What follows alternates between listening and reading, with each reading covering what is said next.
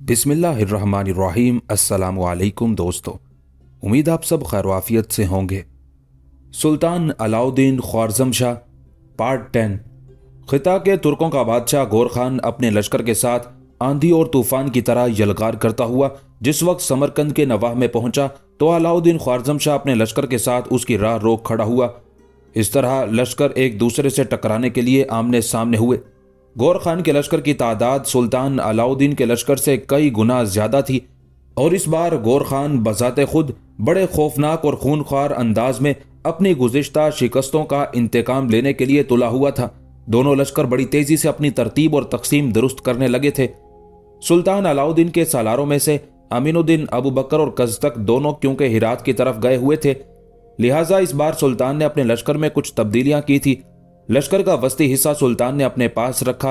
अपनी मदद और नियाबत के लिए अपने मामू अमीर मलिक को अपने साथ रखा। लश्कर का दायां पहलू यानी मेमना शहाबुद्दीन बिन मसूद की कमानदारी में दिया गया था और एक दूसरे सालार बदरुद्दीन को उसका मातहत रखा गया था। लश्कर का बायां पहलू यानी मेसरा मंसूर की कमानदारी में रखा गया था और नामवर सालार मोहम्मद बिन अली को नायब मुकर्रर किया हुआ था। इसके अलावा अपने लश्कर का एक छोटा सा हिस्सा सुल्तान ने पुश्ती हिस्से में अपने पड़ाव की हिफाजत पर भी छोड़ा था। दूसरी तरफ गौर खान भी अपने सालारों के साथ मिलकर तेजी से अपने लश्कर की तरतीब को आखिरी शक्ल दे रहा था।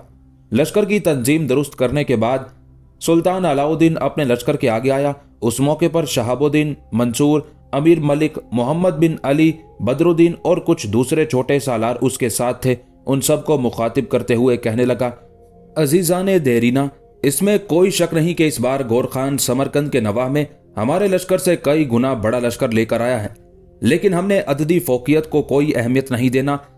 जिस तरह पहले गौर खान के लश्करियों पर ज़रब लगाते हुए अपनी कामयाबियों को यकीनी बनाते रहे हैं, ऐसे खुदावंद ने चाहा तो समरकंद के नवाह में हम अपनी फतहमंदी और कामरानी को आखिरी शक्ल देंगे।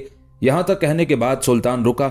उसके बाद अपने सालारों को मुखातिब करते हुए वो कह रहा था, इस बार चूंकि गौर खान के लश्कर की तादाद हमसे बहुत ज्यादा है, लिहाजा जंग के दौरान लश्कर के किसी भी हिस्से को दाएं या बाएं फैलाया नहीं जाएगा। इस तरह हमारी अस्करी कुव्वत में इंतशार पैदा होने का खतरा लाहक हो जाएगा।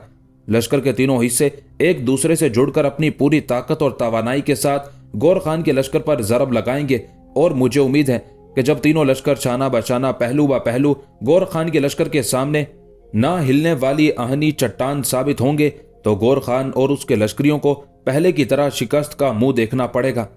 यहां तक कहते कहते सुल्तान अलाउद्दीन ख्वारज़म शाह खामोश हो गया, इसलिए कि सामने गौर खान भी अपने लश्कर की तरतीब दुरुस्त कर चुका था। लिहाजा सुल्तान ने अपने सारे सालारों को अपने अपने हिस्से के लश्कर की तरफ चले जाने का हुक्म दे दिया था। इस तरह खुद सुल्तान और उसके लश्करी दुश्मन के साथ टकराने के लिए पूरी तरह तैयार और मुस्तैद हो गए थे। हमलावर होने की इब्तदा गौर खान और उसके लश्करियों ने की। इस बार गौर खान पूरे घमंड में था कि वो सुल्तान को शिकस्त देकर अपनी गुज़िश्ता नाकामियों का इंतकाम लेगा, लिहाजा उसने अपने पूरे लश्कर को एक साथ आगे बढ़ाया। फिर गौर खान सुल्तान अलाउद्दीन के लश्कर पर जुल्म और बर्बरियत की भट्टियां दहकाते जहर आलूद जज्बों और शदीद नाउमीदियों की तरह हमलावर हो गया था। दूसरी तरफ सुल्तान अलाउद्दीन ख्वारज़म शाह और उसके सालारों ने भी जवाबी कार्रवाई करने में ताखिर नहीं की। वो भी नारे बुलंद करते हुए सदियों के खोलते कहर की तरह हमलावर हो गए थे।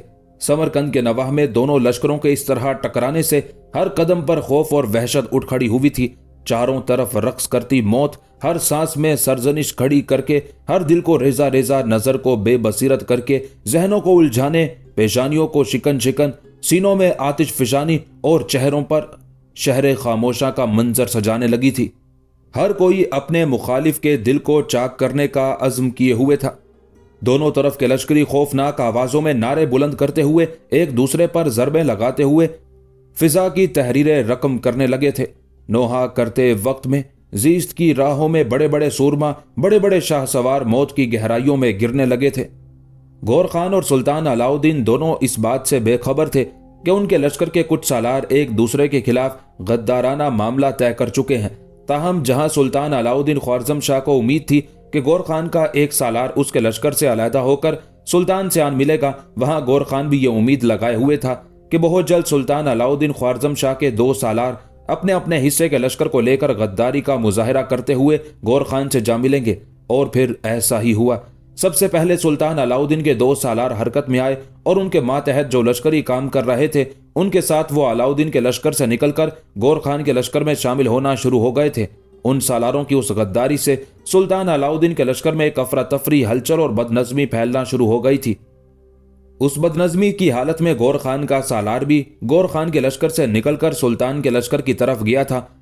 लेकिन सुल्तान के लश्करियों को यह नहीं पता चल सका था कि गौर खान के लश्करी भी उसके लश्कर में आए हैं। वो तो सिर्फ ये देख रहे थे कि उनके 2 सालार उनके लश्कर के एक खासे बड़े हिस्से को लेकर गौर खान से जा मिले थे और उस कार्रवाई से जहां उनकी दिल शिकनी हुई थी वहां उनके हौसलों वल्वलों पर भी कारी ज़रब पड़ी थी। दोनों सालारों के इस तरह गद्दारी करने पर लश्कर की तंजीम भी पहली जैसी नहीं रही थी। सफ़ों के अंदर बरहमी बर्पा होना शुरू हो गई थी। उस बरहमी से गौर खान ने अपने सालारों के साथ फायदा उठाने का तहिया कर लिया। पूरी ताकत और कुव्वत के साथ गौर खान और उसके सालारों ने हमला किया। सुल्तान का लश्कर उस वक्त अफरा तफरी के आलम में था, लिहाजा गौर खान के उस जोरदार हमले को बर्दाश्त न कर सका, जिसके नतीजे में सुल्तान के लश्कर को पसपा होना पड़ा। जो ही सुल्तान का लश्कर पीछे हटा, गौर खान और उसके सालारों ने मजीद जोर डाला, जिसके नतीजे में सुल्तान को शिकस्त का मुंह देखना पड़ा। उसके लश्करी इधर उधर बिखर गए। भागते लश्करियों को मंसूर, अमीर मलिक, मोहम्मद बिन अली, बदरुद्दीन सहारा देने की कोशिश कर रहे थे, जबकि हालात की सितम ज़रीफी के उस शिकस्त के नतीजे में खुद सुल्तान अलाउद्दीन ख्वारज़म शाह और उसका नामवर सालार शहाबुद्दीन मसूद दोनों गिरफ्तार हो गए थे। मुअर्रिखीन वजाहत के साथ इस बात की तौज़ीह करते हैं कि उस जंग के दौरान अलाउद्दीन ख्वारज़म शाह और शहाबुद्दीन दोनों ही गिरफ्तार हुए और माले गनीमत के तौर पर सुल्तान और शहाबुद्दीन दोनों को गौर खान के एक सालार के सपुर्द कर दिया गया था। ताहम इसे खुशनसीबी कहिए या गौर खान की बदकिस्मती कि गौर खान को या उसके सालारों में से अभी तक किसी को यह खबर ना हुई थी कि सुल्तान अलाउद्दीन ख्वारज़म शाह और उसके नामवर सालार शहाबुद्दीन दोनों को भी गिरफ्तार कर लिया गया है। और माले गनीमत के तौर पर गौर खान के जिस सालार के हवाले अलाउद्दीन ख्वारज़म शाह और शहाबुद्दीन मसूद को किया गया था, वो भी चूंकि दोनों को नहीं पहचानता था, लिहाजा उसे भी खबर ना हुई थी कि माले गनीमत में उसके हिस्से में आने वालों में से एक खुद मुसलमानों का सुल्तान, दूसरा उसका नामवर सालार शहाबुद्दीन मसूद है। मंसूर, अमीर मलिक और दीगर सालार शिकस्त खोर्दा लश्कर को लेकर अपने मरकजी शहर ख्वारज़म की तरफ चले गए थे। वहां पहुंचकर जब पता चला कि लश्कर के अंदर खुद सुल्तान और शहाबुद्दीन नहीं है, तो सबके पांव तले से जमीन निकल गई थी। पहले ख्वारज़म में यह खबर फैली कि सुल्तान और शहाबुद्दीन वापस नहीं आए, लिहाजा शहर के अंदर 2 तरह की आवाजें उठने लगी। पहले यह गुमान किया गया कि शायद सुल्तान और शहाबुद्दीन दोनों जंग में काम आ गए हैं, और दूसरी अफवाह यह भी उठना शुरू हो गई कि शायद वो दोनों जिंदा हैं और दुश्मन के हाथ लग गए हैं। अब ख्वारज़म से निकलकर यह होलनाक और दिलशिकन खबर दूसरे शहरों और इलाकों में भी फैलना शुरू हो गई थी। ताहम इसे सुल्तान अलाउद्दीन और शहाबुद्दीन मसूद की खुशकिस्मती कहिए कि यह खबर अभी तक गौर खान, उसके सालारों या लश्करियों में से किसी तक ना पहुंची थी। शहाबुद्दीन मसूद की खुशकिस्मती कि जहां चंद दिन पहले उसके यहाँ जोजन और सदूरा के बतन से 2 बेटे पैदा हुए थे, वहां बदकिस्मती कि वह दुश्मन के हाथों गिरफ्तार हो गया था। जिस वक्त ये जंग हुई और जंग के नतीजे में अलाउद्दीन ख्वारज़म शाह और शहाबुद्दीन गिरफ्तार हो गए, उन्हीं दिनों दरियाए आमू के किनारे हसामुद्दीन की बस्तियों के अलावा इर्द गिर्द की जितनी भी बस्तियां थी, उनके अंदर शहाबुद्दीन के 2 बेटों की पैदाइश पर बेहतरीन खुशियों का इजहार किया गया था। बस्ती के लोग क्योंकि शहाबुद्दीन मसूद के ममनून थे, इसलिए उन्होंने उसके 2 बेटों की पैदाइश पर एक तरह से जश्न का समा बर्पा करके रख दिया था। खुशियों के दौरान एक रोज बिलाल बिन सुलेमान उदास और अफसुर्दा हसामुद्दीन बिन फखरुद्दीन की हवेली में दाखिल हुआ। उस वक्त हसामुद्दीन अपने अस्तबल से निकलकर सहन की तरफ आ रहा था। बिलाल बिन सुलेमान की हालत देखते हुए चौंका, फिर इब्ने सुलेमान को मुखातिब करके कहने लगा, इब्ने सुलेमान, मेरी ही बस्ती नहीं, मेरी बस्ती के चारों तरफ जो बस्तियां हैं, सब में बच्चों की पैदाइश पर खुशी और मुसरत का इजहार किया जा रहा है, और मैं देखता हूं आज तेरे चेहरे पर ना खुशी है और ना ही मुसरत। मैं देखता हूं तू उलझा उलझा, परेशान और फिक्रमंद है। बता क्या मामला है? क्या तेरे साथ किसी ने ज्यादती की है? हसामुद्दीन के उस सवाल पर बिलाल बिन सुलेमान कहने लगा, हसामुद्दीन, ये खुशियां तो गुज़िश्ता कई दिनों से मनाई जा रही हैं, और आज माशाल्लाह जोजन का बेटा 1 माह का, जबकि सदूरा का बेटा 20 दिन का हो चुका है। इसमें कोई शक नहीं, क्योंकि यहाँ के लोग शहाबुद्दीन मसूद के बड़े ममनून और शुक्रगुजार हैं। इसी बिना पर वो अभी तक उन खुशियों को जारी रखे हुए हैं। पर हसामुद्दीन, मैं एक बुरी खबर लेकर आया हूं। यहां तक कहते कहते बिलाल बिन सुलेमान चौंक कर रुक गया, इसलिए कि ऐन उसी लम्हे सामने वाले कमरे से निकलकर जोजन और सदूरा दोनों बाहर आई थी और बिलाल बिन सुलेमान के अदा किए हुए अल्फाज भी उन्होंने सुन लिए थे। कबल इसके कि हसामुद्दीन बिलाल बिन सुलेमान के उन अल्फाज को कुरेदता या मजीद कोई सवाल करता, जोजन बोल उठी और बिलाल बिन सुलेमान को कहने लगी, बिलाल बिन सुलेमान, आप क्या बुरी खबर लेकर आए हैं? देखिए, देर ना कीजिए। अगर आपने हमें यह खबर ना बताई तो हम समझेंगे कि आप हमारे साथ दुश्मनी कर रहे हैं। बिलाल बिन सुलेमान उस मौके पर बात का रुख बदलते हुए मामले को किसी दूसरी समत ले जाना चाहता था, लेकिन जोजन फिर बोल उठी, हम बिलाल, आप कुछ छुपाने की कोशिश कर रहे हैं। मेरी आपसे गुजारिश है कि हम दोनों बहनों से कुछ ना छुपाइएगा। हम पहले ही गुज़िश्ता जंग से मुतल्लिक मुख्तलिफ खबरें सुनती रही हैं। अब इस जंग को कई माह हो गए हैं और कोई भी हमें इस जंग के नतीजे से आगाह नहीं करता। जोजन जब खामोश हुई तब हसामुद्दीन बिलाल बिन सुलेमान को मुखातिब करके कहने लगा, इब्ने सुलेमान, यूं जानो मैं फिर से जवान हो गया हूं। पहले मेरी एक बेटी थी, अब खुदावंदे कुद्दूस ने जोजन की सूरत में दूसरी बेटी अता कर दी है, और फिर मेरे मालिक ने मुझ पर यह करम किया कि मेरी दोनों बच्चियों को खुदा ने बेटे अता किए हैं। क्या यह मेरे लिए कम खुशी और तमानियत की बात है? मेरी दोनों बेटियां बाहिम्मत हैं। अगर तुम कोई बुरी खबर रखते हो तो बताओ, रुको नहीं। हकीकत को छुपाने की कोशिश ना करना। ऐन उसी मौके पर समारा और खान सुल्तान भी दोनों बच्चों को उठाए उसी कमरे से बाहर आई थी। बिलाल बिन सुलेमान और हसामुद्दीन की गुफ्तगू उन्होंने भी सुन ली थी। फिर बिलाल बिन सुलेमान कहने लगा, अगर यह खौफनाक खबर मुझ बदबख्त ही से सुनी जानी है तो चलो दीवान खाने में बैठते हैं, मैं तुम लोगों से इसकी तफसील कहता हूं। हसामुद्दीन बिलाल बिन सुलेमान के साथ दीवान खाने की तरफ हो लिया था, जबकि खान सुल्तान, जोजन, सदूरा, समारा चारों इंतहा दर्जे की परेशान और फिक्रमंद थी। फिर समारा खान सुल्तान को मुखातिब करके कहने लगी, खान सुल्तान, मेरी बेटी, बच्चे दोनों सोए हुए हैं, आओ इन्हें झूलों में डाल दें और फिर दीवान खाने में बैठकर सुनते हैं कि बिलाल बिन सुलेमान क्या बुरी खबर लेकर आए हैं। खान सुल्तान ने उससे इत्तेफाक किया। दोनों मुड़ी, दोनों बच्चों को उन्होंने झूलों में डाल दिया था। उसके बाद वो सबके साथ दीवान खाने में आकर बैठ गई थी। बिलाल बिन सुलेमान ने गला साफ किया, फिर गुफ्तगू का आगाज करते हुए पहले उसने गौर खान के हाथों सुल्तान अलाउद्दीन की शिकस्त के बाद सुल्तान अलाउद्दीन ख्वारज़म शाह और शहाबुद्दीन मसूद के ना मिलने की खबर कह दी थी। ये खबर सुनकर जोजन और सदूरा दोनों हल्दी होकर रह गई थी। पहले दोनों ने एक दूसरे की तरफ देखा, कुछ कहना चाहती थी कि उस मौके पर समारा और खान सुल्तान ने एक दूसरे को इशारा किया। उसके बाद समारा ने आगे बढ़कर सदूरा और खान सुल्तान ने जोजन को अपने साथ लिपटा लिया था। फिर खान सुल्तान सबको तसल्ली देते हुए कहने लगी, हमें इस सिलसिले में ज्यादा परेशान और फिक्रमंद होने की जरूरत नहीं है।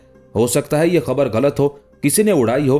फिर खान सुल्तान अपनी गुफ्तगू का सिलसिला जारी रखते हुए कह रही थी, जोजन और सदूरा, मेरी दोनों बहनों, यह खबर अपने दिल पर ना बिठा लेना। हो सकता है खबर गलत हो, इसलिए कि यहां तक कहते कहते खान सुल्तान को रुक जाना पड़ा, क्योंकि जोजन दुख भरी आवाज और गमजदा लहजे में बोल उठी थी, खान सुल्तान, मेरी बहन, इस जंग को आज कई हफ्ते हो गए हैं। पहले तो हमारी बदकिस्मती कि किसी ने हमें इस जंग के नतीजे से आगाह नहीं किया। बाद में उड़ती उड़ती खबरें आई कि हमारे लश्कर ने पसपाई इख्तियार की है, और आज कई हफ्ते गुजरने के बाद यह खबर आ गई है कि सुल्तान और शहाबुद्दीन दोनों की कुछ खबर नहीं कि कहाँ है। अगर वो कहीं खो गए हैं या अपने लश्कर से जुदा होकर दूसरी समत चले गए थे, तब भी कई हफ्ते गुजरने के बाद उन्हें अपने मरकजी शहर ख्वारज़म पहुंच जाना चाहिए था, मगर ऐसा नहीं हुआ। इससे आगे जोजन रुक गई, इसलिए कि सदूरा ने उसके मुंह पर हाथ रख दिया था। फिर रोती हुई आवाज में सदूरा कह रही थी, जोजन, मेरी बहन, मेरा दिल कहता है कि शहाबुद्दीन जहां कहीं भी है, जिंदा और खुश हैं, और मेरे खुदावंद ने चाहा तो एक रोज वो जरूर हम दोनों से आ मिलेंगे। सदूरा की उस गुफ्तगू से जहां जोजन को कुछ तकवीयत हुई थी, वहां खान सुल्तान भी बोल उठी, जोजन और सदूरा, मेरी दोनों बहनों, मैंने पहले भी कहा, इस बात को दिल पर मत लेना। हो सकता है इस पसपाई की वजह से सुल्तान और शहाबुद्दीन किसी दूसरी समत निकल गए हों। अपने लश्कर के कुछ दस्तों के साथ उन्होंने अपने बचाव की कोई तदबीर कर ली हो। मेरी दोनों बहनों, अल्लाह ना करे अगर वो दोनों जंग में काम आ चुके होते तो पता चल जाता, इसलिए कि हमारा एक एक लश्करी उनके इर्द गिर्द था। यह खबर छुपी ना रहती, और अगर वो दुश्मन के हाथों गिरफ्तार हो चुके हैं, मेरे ख्याल में तब भी अभी तक खबर हो जाती कि दोनों जंग के दौरान कब और किस वक्त गिरफ्तार हुए और अब उन्हें कहां मुंतकिल कर दिया गया है। यहां तक कहने के बाद खान सुल्तान रुकी, फिर बिलाल बिन सुलेमान की तरफ देखते हुए कहने लगी, इब्ने सुलेमान, बाकी लश्कर के मुतालिक क्या खबरें हैं? इस पर बिलाल बिन सुलेमान दुख भरे अंदाज में बोल पड़ा। जो खबरें यहाँ सुल्तान के सालार अगलमिश तक पहुंची हैं, उनके मुताबिक समरकंद के नवाह में हमारे लश्कर को शिकस्त का सामना इसलिए करना पड़ा कि सुल्तान के 2 सालारों ने गद्दारी करते हुए अपने मातहत लश्करियों के साथ सुल्तान के लश्कर से निकलकर गौर खान के लश्कर में शमूलियत इख्तियार कर ली थी, जिसकी बिना पर सुल्तान के लश्कर की तंजीम और सफ़ें दरहम बरहम हो गई और सुल्तान के लश्कर को पसपाई इख्तियार करना पड़ी। ये भी खबरें हैं कि बचे कुचे लश्कर को लेकर अमीर मंसूर सुल्तान के मामू अमीर मलिक मोहम्मद बिन अली और बदरुद्दीन ख्वारज़म पहुंच चुके हैं, और वो भी अभी तक सुल्तान और शहाबुद्दीन के ना मिलने की वजह से बड़े परेशान और फिक्रमंद हैं। उस मौके पर कुछ सोचते हुए खान सुल्तान बोल उठी, जोजन और सदूरा मेरी दोनों बहनों, यह गम सिर्फ तुम दोनों के लिए नहीं, मेरी तरफ भी देखो। क्या मैं सुल्तान अलाउद्दीन ख्वारज़म शाह की बेटी नहीं हूं? क्या सुल्तान का ना मिलना मेरे लिए तकलीफ का बायस नहीं है? लेकिन मेरी दोनों बहनों, हिम्मत रखो, मुझे उम्मीद है कि जल्द ही हम कोई अच्छी खबर सुनेंगे। यहां तक कहने के बाद खान सुल्तान जब रुकी तब कोई फैसला करते हुए जोजन बोल उठी थी, इब्ने सुलेमान, मेरी आपसे इल्तिमास है कि आप अगलमिश से मिलकर कहें कि वो किसी तरीके से जानने की कोशिश करें कि कहीं सुल्तान और शहाबुद्दीन गिरफ्तार तो नहीं हो गए। अगर ऐसा हुआ है तो मैं अपने बच्चे को यहां अमानत के तौर पर छोड़कर अपने मरकजी शहर अखलात का रुख करूंगी। हालात मेरे हक में कितने ही बुरे क्यों ना हो, वहां रहते हुए मैं सुल्तान और अपने शोहर शहाबुद्दीन की रिहाई का कोई ना कोई सामान जरूर करूंगी। मैं ये भी जानती हूं कि मेरे बाप के अलावा मेरी माँ भी कैरिश की तरह मेरे खिलाफ है, लेकिन सुल्तान के अलावा अपने शोहर की सलामती के लिए मुझे ऐसा करना पड़ेगा। जोजन जब खामोश हुई तब कोई फैसला करते हुए सदूरा ने उसका बाजू पकड़ लिया, फिर उसका चेहरा अपनी तरफ करते हुए कहने लगी, जोजन, तुम मेरी बहन हो और मैं अपनी बहन को कहीं नहीं जाने दूंगी। दोनों बहनें यहीं रुककर अपने शोहर का इंतजार करेंगी। जोजन, मेरा दिल कहता है कि वो जरूर हमसे आन मिलेंगे और एक रोज हम दोनों अपने बच्चों के साथ खुशियों से हमकिनार होंगी। उस मौके पर जोजन ने मुस्कुराते हुए सदूरा की तरफ देखा, फिर कहने लगी, खुदा करे तुम्हारे ये अल्फाज अमली सूरत इख्तियार कर लें। जिस दिन ऐसा हुआ सदूरा मेरी बहन, मैं जानूंगी वो दिन मेरी जिंदगी का सबसे पुरमुसर्रत दिन होगा। उस मौके पर हसामुद्दीन अपनी जगह पर उठ खड़ा हुआ और फिर उसने बिलाल बिन सुलेमान का हाथ पकड़कर उठाया। उसके बाद वो सबको मुखातिब करते हुए कहने लगा, जोजन, सदूरा, खान सुल्तान, मेरी तीनों बेटियों, परेशान और फिक्रमंद नहीं होना। खुदावंदे कुद्दूस से बेहतरी की उम्मीद रखनी चाहिए। मैं बिलाल बिन सुलेमान के साथ अगलमिश की तरफ जाता हूं और उससे इल्तिमास करता हूं कि कुछ कासिद ख्वारज़म की तरफ रवाना करे और इस बुरी खबर से मुतालिक ख्वारज़म से इतलात हासिल करके हमें इससे बाखबर करे। खान सुल्तान, जोजन, सदूरा और समारा चारों ने उससे इत्तेफाक किया था और फिर हसामुद्दीन और बिलाल बिन सुलेमान दोनों हवेली से निकल गए थे। सुल्तान और शहाबुद्दीन दोनों की गुमशुदगी की खबर आग की तरह चारों तरफ फैलना शुरू हो गई थी। यह खबर जब हिरात पहुंची तो वहां भी इंकलाब रूनुमा हो गया। हिरात में उस वक्त सुल्तान अलाउद्दीन ख्वारज़म शाह के सालारों में से अमीनुद्दीन अबू बकर और कज़दक दोनों ने शहर का मुहासरा कर रखा था। अमीनुद्दीन अबू बकर बड़ा वफादार और बड़ा जानिसार किस्म का सालार था। सुल्तान की गुमशुदगी की खबर जब हिरात पहुंची तो एक रोज जिस वक्त अमीनुद्दीन अबू बकर अपने खेमे में अकेला बैठा हुआ था, उसका साथी सालार कज़दक उसके खेमे में दाखिल हुआ। अमीनुद्दीन अबू बकर ने हाथ के इशारे से उसे अपने पास बैठने के लिए कहा। कज़दक आगे बढ़कर बैठ गया। फिर अमीनुद्दीन अबू बकर को मुखातिब करके कहने लगा, सुल्तान की गुमशुदगी की जो खबर आई है उसके जवाब में हमें किस रद्द-ए-अमल का इजहार करना चाहिए। कज़दक के उन अल्फाज के जवाब में अमीनुद्दीन अबू बकर ने घूरने के अंदाज में उसकी तरफ देखा, फिर कहने लगा, तुम क्या कहना चाहते हो, खुलकर कहो। कज़दक ने कुछ सोचा, फिर हल्की हल्की मुस्कुराहट में कहने लगा, अमीनुद्दीन अबू बकर, तुम बच्चे नहीं हो, सुल्तान की ममलुकत के सबसे जहांदीदा सालार हो। अब जबकि सुल्तान की कुछ खबर नहीं मिल रही तो इसका एक ही नतीजा है कि सुल्तान और उसके साथ शहाबुद्दीन दोनों दुश्मन के हाथों मारे जा चुके हैं। अगर ऐसा है तो फिर ये जो हमने हिरात शहर का मुहासरा कर रखा है ये किसके लिए है। यहां तक कहते कहते कज़दक को रुक जाना पड़ा, इसलिए कि उसकी तरफ घूरने के अंदाज में अमीनुद्दीन अबू बकर कहने लगा, होश से काम लो, हमने ये जो मुहासरा कर रखा है ये सिर्फ सुल्तान की जात के लिए नहीं है बल्कि ख्वारज़म शाही ममलुकत के लिए भी है। हम सिर्फ सुल्तान ही के वफादार नहीं बल्कि हमें अपनी ममलुकत का भी वफादार और जानिसार रहना चाहिए। अबू बकर जब खामोश हुआ तब कज़दक उसके ख्यालात की नफी करते हुए कहने लगा, अमीनुद्दीन, मैं तुम्हारे ख्यालात की मुखालफत करता हूं। और ये सोचता हूं कि जब सुल्तान ही नहीं रहा तो हमें ये तगोदो करने से क्या फायदा। मेरी एक बात अपने दिल पर लिख रखो, अनकरीब खबरें आएंगी कि सल्तनत के अंदर एक ना खत्म होने वाला बहरान उठ खड़ा हुआ है और सल्तनत के दावेदारों ने सल्तनत की तकसीम का काम शुरू कर दिया है। कबल इसके कि मुख्तलिफ लोग उठकर सल्तनत के इलाकों की छीना झपटी शुरू कर दें। क्यों ना हम पहले से हरकत में आकर अपने अपने पसंदीदा इलाकों और शहरों पर काबिज हो जाएं। अमीनुद्दीन, जो लश्कर मेरी कमानदारी में है मैं इसे लेकर यहां से हटता हूं, और जो लश्कर तुम्हारी कमानदारी में काम कर रहा है तुम भी उसे लेकर यहां से हट जाओ। हेरात का मुहासरा तर्क करते हैं। यहां तक कहने के बाद कज़दक रुका, फिर अपनी बात को आगे बढ़ाते हुए वो कह रहा था, मैं बड़ी सोच विचार के बाद ये फैसला करके आपकी तरफ आया हूं। जो फैसला मैंने किया है वो ये कि मैं तो अपने हिस्से के लश्कर के साथ निशापुर की तरफ जाऊंगा और निशापुर को अपना मरकज बनाकर सारे सूबा खुरासान पर कब्जा करके वहां अपनी हुकूमत कायम कर लूंगा। इस सिलसिले में तुम्हें कोई एतराज हो तो कहो। कज़दक के उन अल्फाज पर अमीनुद्दीन अबू बकर का चेहरा गुस्से में सुर्ख हो गया था। गजबनाकी का इजहार करते हुए कहने लगा, ये तुम किस किस्म की बातें कर रहे हो? क्या किसी ममलुकत के सालार से ऐसी गुफ्तगू की तवक्को की जा सकती है? देखो, जहां तक मेरा अंदाजा है ममलुकत के अंदर कोई खलफशार नहीं उठेगा। अभी सुल्तान की औलाद हैं, उसके भाई हैं, और फिर जो खबर हम तक पहुंची है उसके मुताबिक बड़े सालारों में से मंसूर और सुल्तान का मामू अमीर मलिक दोनों बचे कुचे लश्कर को लेकर ख्वारजम पहुंच गए हैं। अगर तुम हेरात का मुहासरा तर्क करके चले जाओगे और निशापुर को अपना मरकज बनाकर बगावत का अलम खड़ा करोगे तो याद रखना, क्या मंसूर और अमीर मलिक तुम्हारे खिलाफ हरकत में नहीं आएंगे? ये सोच लो, वो दोनों जब तुम्हारे खिलाफ हरकत में आएंगे तो तुम उन दोनों का मुकाबला कर सकोगे। और कल को ये खबर आ गई कि सुल्तान खैरियत के साथ ख्वारजम पहुंच गया है, तो फिर ये सोचो कि तुम्हारी इस गद्दारी, तुम्हारी साजिश, इस बगावत और सरकशी का अंजाम क्या होगा।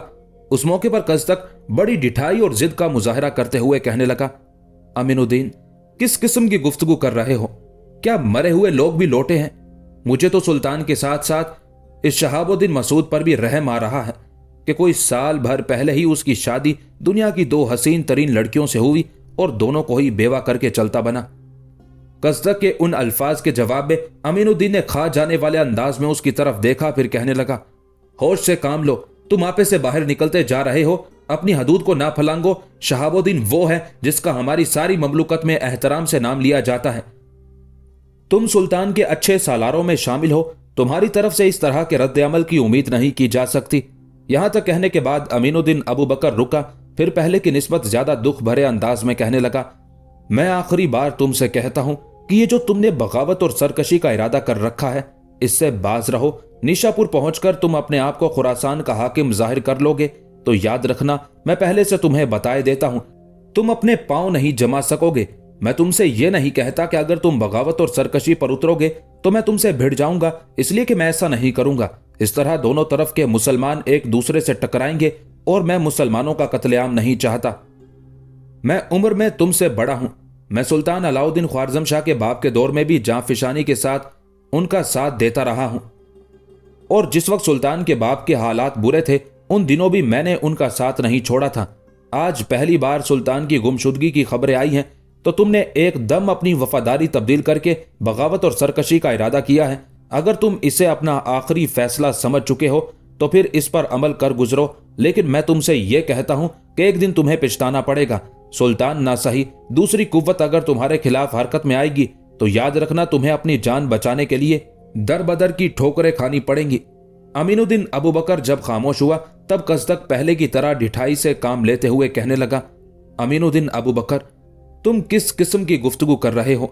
सुल्तान की गुमशुदगी के बाद अनकरीब तुम खबरें सुनोगे कि ममलुकत के अंदर इंतशार और खलफशार बर्पा हो गया है। मुख्तलिफ इलाकों के हाकिमों ने खुद मुख्तारी का ऐलान करते हुए अपनी अपनी ममलुकत कायम कर ली है। मेरे अजीज, कबल इसके कि वो वक्त आए और मुख्तलिफ शहरों के हाकिम और आमिल अपनी अपनी ममलुकत कायम करें, हम क्यों पीछे रहें? इस वक्त खुरासान का सूबा आमदनी के लिहाज से सबसे अच्छा, और फिर मैं बड़ी आसानी से उस पर कब्जा करके निशापुर को अपना मरकजी शहर करार देकर उस पर हुकूमत कर सकता हूं। जो लश्कर इस वक्त मेरे साथ है उसे लेकर निशापुर जाऊंगा, वहां से मजीद लश्करी भर्ती करूंगा, उनकी तरबियत को आखिरी शक्ल देते हुए एक बड़ी अस्करी कुव्वत तैयार करके अपने इलाकों का दिफा करने के काबिल हो जाऊंगा। अमीनुद्दीन ने फिर नागवारी का इजहार करते हुए कहना शुरू किया, मैं इस काबिल नहीं कि तुम्हारे खिलाफ कोई इंतकामी या अस्करी कार्रवाई करूं। मैं तुम्हें समझा चुका हूं और समझा ही सकता हूं। एक बार फिर मैं तुमसे कहता हूं, जो रास्ता तुम अपनाने वाले हो उसमें ना सिर्फ तुम्हें कर्ब खेजियों और अजाबों का सामना करना पड़ेगा, बल्कि ये रास्ता इख्तियार करते हुए बाद में पछताओगे। मैं आखिरी बार तुम्हें कहता हूं कि अपना ये इरादा तर्क कर दो, इसलिए कि सुल्तान के गुमशुदा होने पर हमें इस तरह बेराह रवी तो इख्तियार नहीं करनी चाहिए। मेरे अजीज और छोटे भाई, हम सालार हैं, सिर्फ सुल्तान ही के नहीं, अपनी पूरी ममलुकत के वफादार हैं और उसकी हिफाजत और बका के जिम्मेदार हैं। कज़्ज़क ने अमीनुद्दीन अबू बकर का कहा मानने से इनकार कर दिया, उसके खेमे से निकल गया। उसी रोज वो अपने हिस्से के लश्कर को लेकर हिरात के नवाह से कूच कर गया, निशापुर पहुंचा, वहां अपने लश्कर के साथ कयाम किया। इस तरह उसने सारे सूबा खुरासान पर कब्जा कर लिया। साथ ही बड़ी तेजी से वो अपनी अस्करी कुव्वत में इजाफा करने लगा था। उन्हीं दिनों सुल्तान की ममलुकत में हालात मजीद खराब हुए। जहां कज़्ज़क ने बगावत करके खुरासान पर कब्जा कर लिया था, वहां सुल्तान का भाई ताजुद्दीन भी हरकत में आया। जब उसे सुल्तान की शिकस्त और सुल्तान की गुमशुदगी का इल्म हुआ तो उसने खुद को सुल्तान का जायज वारिस ठहराकर सुल्तान की गैर मौजूदगी में एक तरह से खुद सुल्तान का दावेदार होते हुए अपने नाम का खुतबा पढ़ने के अहकामात जारी कर दिए थे। सुल्तान अलाउद्दीन ख्वारज़म शाह और शहाबुद्दीन को गौर खान के जिस सालार के हवाले माले गनीमत के तौर पर किया गया था, उसके पास सुल्तान और शहाबुद्दीन दोनों एक तरह से गुलामाना जिंदगी बसर करने लगे थे। एक रोज जबकि वो सालार किसी काम के सिलसिले में बाहर गया हुआ था, तब कुछ सोचते हुए शहाबुद्दीन अपने सामने जमीन के नंगे फर्श पर बैठे सुल्तान को मुखातिब करके कहने लगा, सुल्तान मोहतरम, गुज़िश्ता शब काफी सोच विचार के बाद मैंने एक फैसला किया है। हो सकता है मेरे फैसले से आप इत्तेफाक ना करें बल्कि उल्टा मुझसे नाराज हो जाएं, लेकिन उस फैसले से कम अज कम यहां रहते हुए हम दोनों कत्ल होने से महफूज रह सकते हैं। सुल्तान ने उस मौके पर चौंकने के अंदाज में शहाबुद्दीन की तरफ देखा, फिर बड़ी शफकत और मोहब्बत में कहने लगा, इब्ने मसूद, मुझसे ऐसी गुफ्तगू ना किया कर। तुम जानते हो तुम्हारी हैसियत मेरे बेटे की सी है और मैं तुम्हारी किसी बात का बुरा नहीं मानता। कहो तुम क्या कहना चाहते हो। मैं ये भी जानता हूं कि जो फैसला तुम करोगे वो मेरी बेहतरी और भलाई के लिए ही होगा। सुल्तान के उन अल्फाज से शहाबुद्दीन को कुछ हौसला हुआ था, लिहाजा कुछ सोचने के बाद वो कहने लगा, सुल्तान मोहतरम, गौर खान के जिस सालार के हवाले हमें गुलाम की हैसियत से किया गया है, हमारी खुशकिस्मती कि वो हम दोनों को ना जानता है ना पहचानता है। इसके बावजूद सूरत हाल हमारे हक में इतनी नाजुक है, अगर किसी को हम पर शुबा भी पड़ गया तो फिर हम दोनों की तिक्का बोटी कर दी जाएगी। सुल्तान मोहतरम, इस सूरत हाल से बचने के लिए मेरे जहन में एक तदबीर है और हालात का तकाजा ये है कि हम उस पर अमल करें। अगर हम उस पर कामयाबी से अमल करते रहें तो हो सकता है आने वाले दौर में हमारी रिहाई की कोई सबील पैदा हो जाए। जो तदबीर मेरे जहन में आई है वो ये है कि आप मुझे आका समझें और लोगों के सामने मेरे साथ आपका रवैया ऐसा होना चाहिए जैसा एक वफादार मुलाजिम आका के साथ करता है, ताकि यहां कयाम के दौरान किसी के दिमाग में यह ख्याल ना होने पाए कि आप सुल्तान हैं। शहाबुद्दीन रुका, फिर अपनी बात को आगे बढ़ाते हुए कह रहा था, सुल्तान मोहतरम, ये एक मजबूरी है, वरना क्या आप समझते हैं कि मैं ऐसा फैसला कर सकता हूं।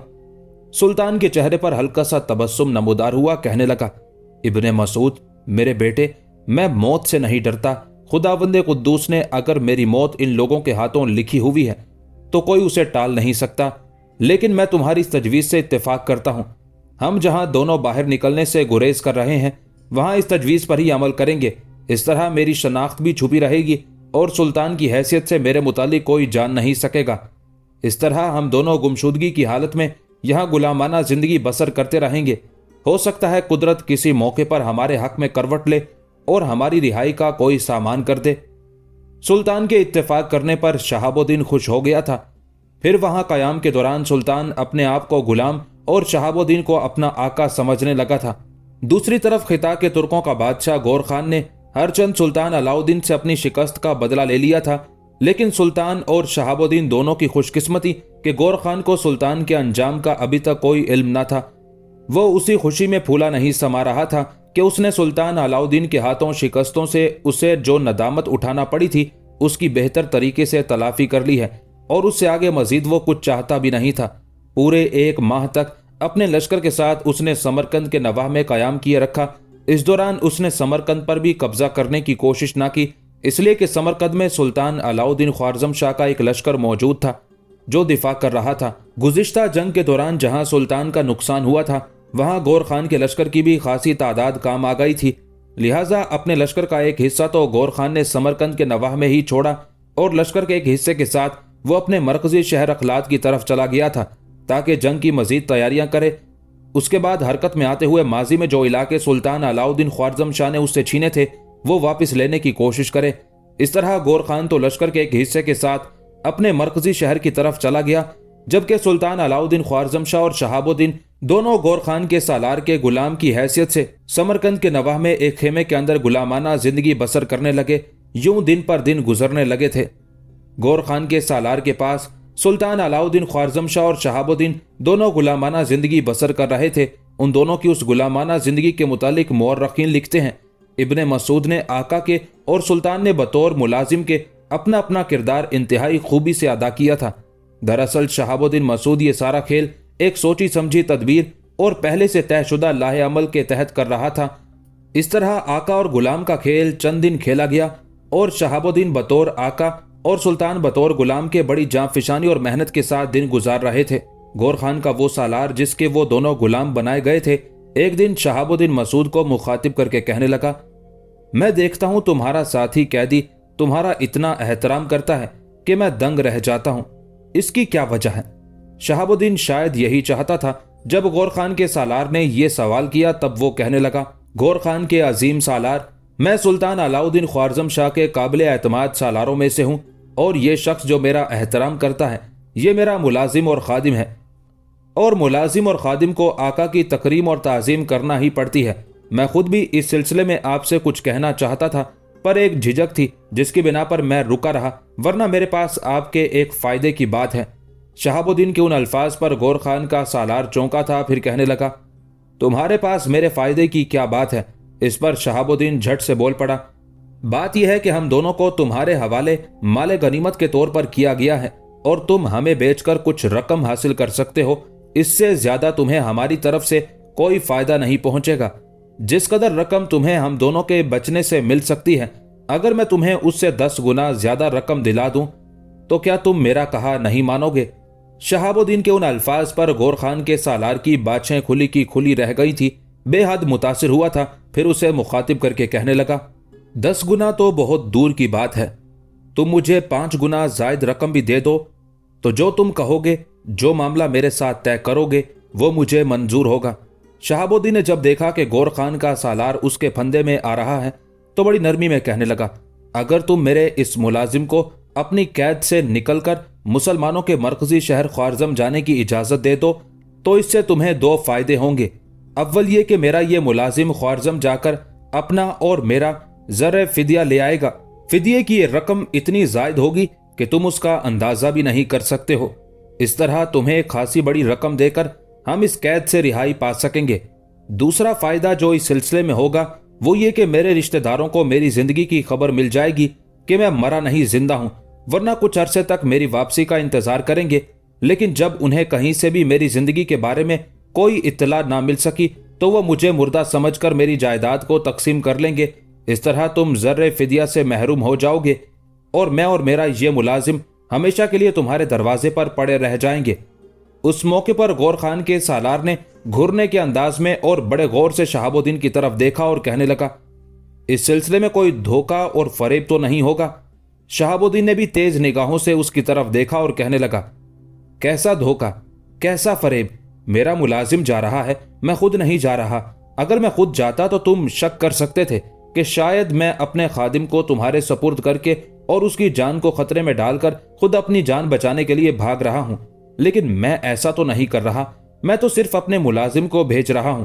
खुद तुम्हारे पास रहूंगा और जब मतलूबा रकम मेरा खादिम लेकर यहां पहुंच जाएगा तो फिर मैं और मेरा खादिम दोनों वापस चले जाएंगे।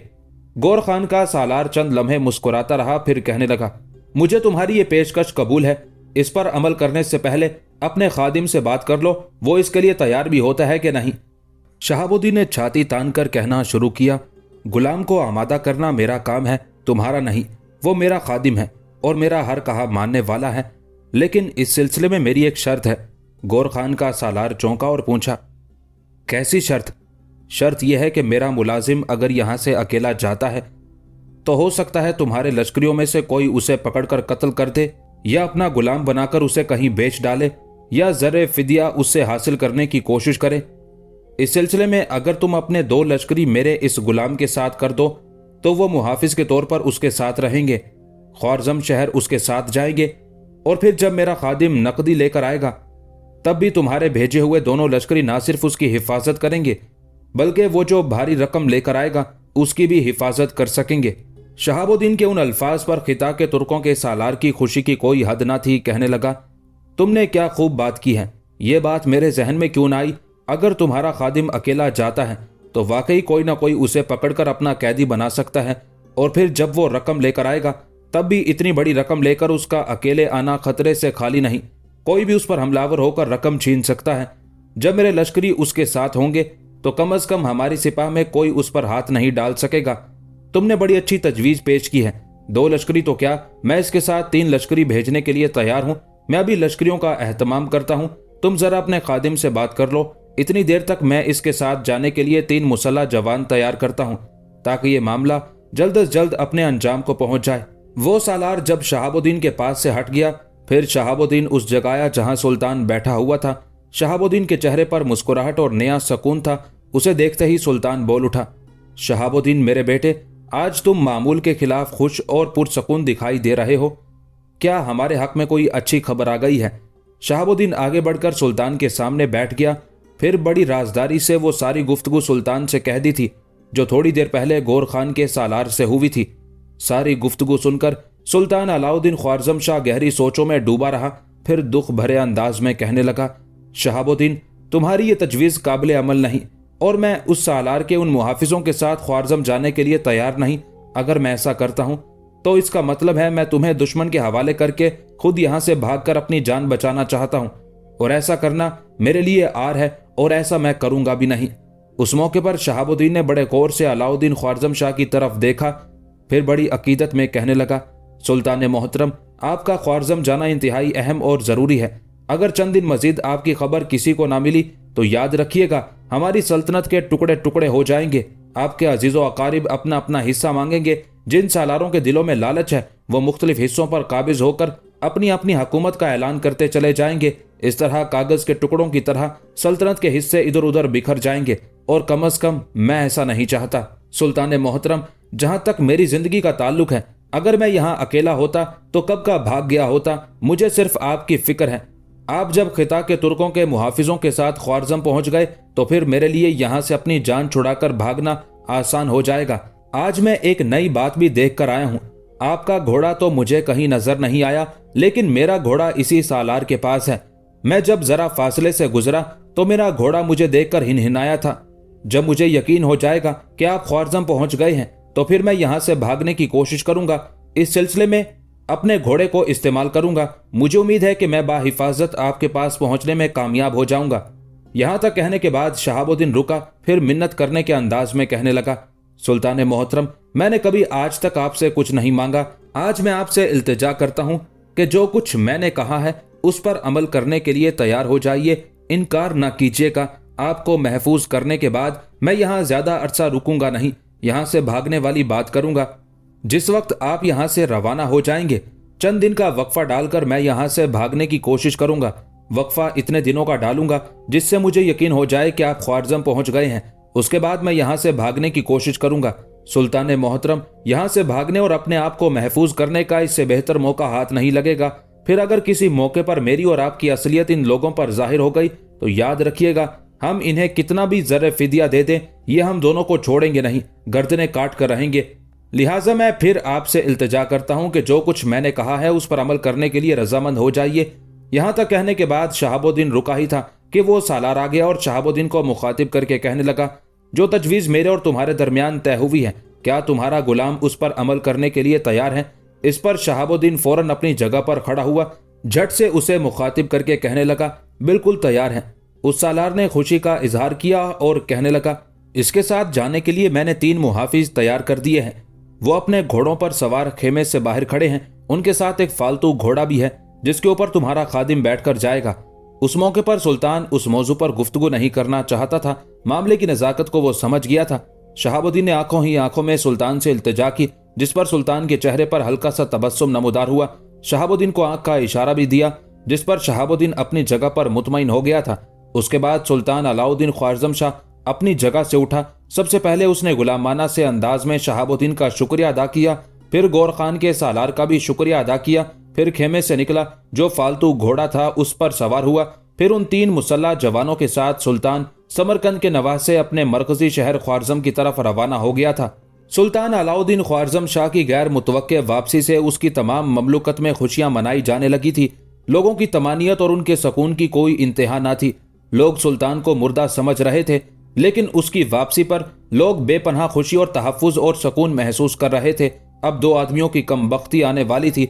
एक कज़तक, जिसने निशापुर को अपना मरकज बनाकर खुरासान का हाकिम होने का ऐलान कर दिया था, और दूसरा सुल्तान अलाउद्दीन ख्वारज़म शाह का भाई ताजुद्दीन, जिसने सुल्तान की गैर मौजूदगी में अपने नाम का खुतबा जारी करा दिया था। उन दोनों से मुतालिक मुअर्रिखीन लिखते हैं, सुल्तान की उस वापसी से कज़तक और ताजुद्दीन की हालत बुरी और अबतर थी।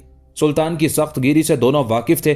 चुनाचे जब उन्हें खबर हुई कि सुल्तान जिंदा है और वो अपने मरकजी शहर ख्वारज़म पहुंच गया है, तब कज़तक तो भागकर अपनी जान बचाने के लिए इराक चला गया, जबकि सुल्तान का भाई ताजुद्दीन सुल्तान शहाबुद्दीन गौरी के भतीजे गयासुद्दीन महमूद की तरफ भाग गया था। चंद दिन के वक्फे के बाद जब शहाबुद्दीन को यकीन हो गया कि गौर खान के सालार के मुसल्लह जवानों के साथ सुल्तान अपने मरकजी शहर ख्वारज़म पहुंच गया होगा, तब उसने भी गुलामी की उस जिंदगी से भाग निकलने का फैसला कर लिया। उस रोज जबकि पड़ाव के अंदर हर कोई गहरी नींद सोया हुआ था, शहाबुद्दीन खेमे से निकला, उस छप्पर की तरफ गया जिसके नीचे उस सालार के घोड़े बांधे जाते थे, इसलिए कि उसका अपना घोड़ा भी वहीं बांधा जाता था। खेमों की ओट लेते हुए शहाबुद्दीन छप्पर नुमा उस खेमे में दाखिल हुआ। अंधेरा होने के बावजूद उसे अपना घोड़ा तलाश करने में दिक्कत पेश न आई, इसलिए कि जो ही वो अस्तबल में दाखिल हुआ, उसका घोड़ा उसे देखते ही नथने फड़फड़ाने और हिनहिनाने लगा था। शहाबुद्दीन ने आगे बढ़कर उसकी गर्दन थपथपाई, उसकी पीठ पर हाथ फेरा, तब घोड़ा अपना मुंह शहाबुद्दीन की छाती से रगड़ने लगा था। यह उसके प्यार, उसकी अपनायत का एक अंदाज था। अब शहाबुद्दीन बड़ी तेजी से हरकत में आ गया। करीब ही पड़ी हुई जीनों में से एक जीन उठाकर अपने घोड़े पर डाली, उसका तंग कसा, घोड़े को उसने दहाना चढ़ाया। फिर जीनों के करीब एक कोने को देखते हुए उसके चेहरे पर तबस्सुम बिखर गया था। कुछ कमाने और तीरों के ढेर पड़े हुए थे। एक कड़ी और मजबूत कमान लेकर शहाबुद्दीन ने अपने कंधे पर डाली। एक तरकश में खासे तीर भरे दोबारा अपने घोड़े के पास आया। कमान उसने घोड़े की जीन से लटका दी। अभी वो घोड़े की बाग पकड़कर अस्तबल से निकलने ही वाला था कि करीबी खेमों के करीब से किसी की आवाज सुनाई दी। कोई गौर खान के उस सालार को, जिसके सुल्तान और शहाबुद्दीन गुलाम थे, मुखातिब करते हुए कह रहा था, तुम्हारे हिस्से में आने वाले मुसलमान कैदी आम लश्करी नहीं है। हमारी बदकिस्मती कि हम उन्हें पहचान नहीं सके। उनमें से एक मुसलमानों का सुल्तान अलाउद्दीन ख्वारज़म शाह और दूसरा मुसलमानों का वो सालार है, नाम जिसका शहाबुद्दीन मसूद है, जिसने गुज़िश्ता जंगों में हमारे लश्करियों को सबसे ज्यादा नुकसान पहुंचाया था। उसने हमारे बादशाह के 2 भतीजों को भी मौत के घाट उतारा था। उनमें से जो बड़ी उम्र का है वो अलाउद्दीन ख्वारज़म शाह है, और जो जवान है वो शहाबुद्दीन मसूद है। यह खबर अभी अभी हमारे मुखबिर लाए हैं। जवाब में शहाबुद्दीन को उसी सालार की आवाज सुनाई थी जिसका वो गुलाम बनाया गया था। वो कह रहा था, ये तुम किस किस्म की बातें कर रहे हो? जो जवान था वो तो आका, और जो बड़ी उम्र का था वो उसका खादिम और गुलाम था। जहां तक गुलाम का ताल्लुक है तो उसे मैंने ज़र फिदिया लेने के लिए भेज दिया है, लेकिन जो अपने आप को आका और मालिक कहा करता था वो मेरे पास ही है। आओ सब उसकी तरफ चलते हैं और उससे हकीकत हाल मालूम करते हैं। ये सूरत हाल शहाबुद्दीन के लिए इंतहा दर्जे की खतरनाक थी। वो अस्तबल के अंदर दुबक गया था, इसलिए कि जो लोग आपस में गुफ्तगू कर रहे थे वो घोड़ों पर सवार थे और अस्तबल के सामने से गुजरते हुए उस खेमे की तरफ जा रहे थे जिस खेमे में सुल्तान और शहाबुद्दीन की रिहाइश थी। जो ही वो थोड़ा सा आगे गए, शहाबुद्दीन बर्क की तेजी से हरकत में आया, अपने घोड़े पर सवार हुआ, उसे अस्तबल से निकाला और फिर समत का तयन करते हुए अपने घोड़े को उसने दरियाए आमू की तरफ सर पर दौड़ा दिया था। इतने में कोई चीख चीख कर पुकारने लगा, वो खेमे में नहीं है, वो अभी अभी अपने घोड़े पर सवार होकर यहां से भागा है, पकड़ो उसका ताकुब करो। इस पर वो सालार और जिस कदर मुसल्ला जवान अपने घोड़ों पर सवार थे सब शहाबुद्दीन के ताकुब में निकल खड़े हुए थे। शहाबुद्दीन बड़ी बर्क रफ्तारी के साथ अपनी जान बचाने के लिए दरियाए आमू का रुख कर रहा था। रात की तारीकी में वो ये नहीं देख रहा था कि उसे दरियाए आमू के किस घाट का रुख करना चाहिए। उसके सामने जो मुद्दा था कि किसी न किसी तरीके से उसे दरियाए आमू तक पहुंचना चाहिए। ताकुब करने वाले, जिनमें वो सालार भी शामिल था, जिसके हिस्से में सुल्तान अलाउद्दीन और शहाबुद्दीन आए थे, बड़ी तेजी से शहाबुद्दीन के ताकुब में थे। उन्होंने रात की तारीकी में चंद बार तेज तीर अंदाजी करते हुए शहाबुद्दीन को जख्मी करके अपने सामने बेबस करने की कोशिश भी की थी। शहाबुद्दीन को कुछ तीर लगे भी, लेकिन क्योंकि उसने अपनी पुश्त पर तीरों भरा तरकश बांध रखा था, जिसकी बिना पर तीर उसके लिए नुकसानदेह साबित न हुए थे। शहाबुद्दीन मसूद की खुशकिस्मती कि रात की गहरी तारीकी में वो अपने घोड़े को सरपट दौड़ाते हुए दरियाए आमू के करीब पहुंच गया था। जिस जगह वो दरिया के किनारे पहुंचा था, वहां दरिया का पाट काफी चौड़ा था। फिर मजीद बदकिस्मती के उन दिनों दरियाए आमू तुगयानी पर था, लिहाजा उस घाट को छोड़ते हुए शहाबुद्दीन अपने घोड़े को एड़ पर एड़ लगाता हुआ आगे बढ़ा। ताकुब करने वाले भी साए की तरह उसके पीछे पीछे थे। थोड़ा सा आगे जाकर शहाबुद्दीन अपने घोड़े पर उल्टा होकर बैठ गया और उसने लगातार कई तीर ताकुब करने वालों पर चला दिए। वो तीर ताकुब करने वालों को लगे भी, इसलिए कि उनमें कुछ चीखे मारते हुए गिर पड़े। उसका नतीजा यह निकला कि ताकुब करने वालों पर एक तरह का खौफ और वहशत तारी हो गई थी और अपने जख्मी होने वाले साथियों की तरफ तवज्जो देने की वजह से उनकी रफ्तार कम हो गई थी, जिसकी बिना पर उनके और शहाबुद्दीन के दरमियान कुछ फासला हो गया था और शहाबुद्दीन भी शायद यही चाहता था। थोड़ा सा आगे जाकर अचानक शहाबुद्दीन ने अपने घोड़े को रोका, फिर वो अपने घोड़े से उतर गया। वहां कटे हुए दरख्तों के मोटे मोटे तनों के ढेर लगे हुए थे। अब अपने बचाव और अपने तहफ्फुज के लिए शहाबुद्दीन का जहन बड़ी तेजी से काम कर रहा था। उसने अपने घोड़े को मारते हुए उसे दरिया में डाल दिया था और घोड़ा जो हरबो जरब के लिए सधाया हुआ था, वो दरिया अबूर करने लगा था। दूसरी तरफ शहाबुद्दीन कटे हुए उन दरख्तों की ओट में बैठ गया और फिर लगातार कई तीर उसने ताकुब करने वालों पर चला दिए थे, जिसके नतीजे में ताकुब करने वाले रुक गए थे। उनके उस रुकने के अमल से शहाबुद्दीन ने फायदा उठाया। एक मोटा भारी तना जो खुश्क हो चुका था, उसे घसीटकर उसने बड़ी मुश्किल से दरिया में फेंका। फिर उस लकड़ी के तने के सहारे वो दरिया अबूर करने की कोशिश करने लगा था। ताकुब करने वाले क्योंकि करीब आ गए थे, लिहाजा उन्होंने भी देख लिया था कि शहाबुद्दीन का घोड़ा दरिया में कूद चुका है और शहाबुद्दीन खुद भी कटे हुए एक तने के सहारे दरिया अबूर करने की कोशिश कर रहा है।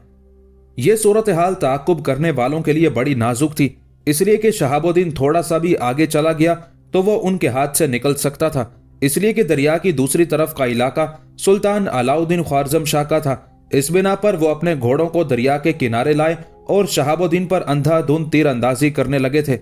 शहाबुद्दीन का रुख उस वक्त मगरिब की तरफ था।